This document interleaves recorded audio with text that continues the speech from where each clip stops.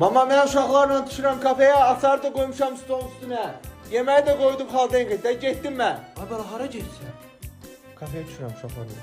Ay belə gecə vaxtı kafeye düşəsən indi. Hele blokdan çıxan gün 5 dənə oğlan səni tutacaqdı. Döyüb ilk gün mitlini sərəcəkdilər yerə. Ondan sonra durarsan nə olacaq? Qoşularsan narkomanlara, gələsən evdən bir gün 10 mar, ikinci gün 20 mar, üçüncü gün 30 mar. Başlayasan belə evdən oğurluq eləməyə. Oğurluq sonra keçəsən insan alverinə. İnsan alverinə keçəndən sonra səni yollayacaqlar Meksikaya. Qoşularsan orada kartellərə. Başlayasan insan başı kəsməyə. Sonra oradan uzilər, RPG'lər, AK-7'lər. Ondan sonra da ne olacak? Bize video asasdan ki ana dede nene hakkımı halal elə mən ölürəm. Nana bir vaxt elə bunu bir A4 kağıza yaz. Vaxt eləyim mən də aparım bunu verim Hollywoodda çəksinlər. Netflixdə kino deyil bu. Məsələn bu nə də? Bəs sənla.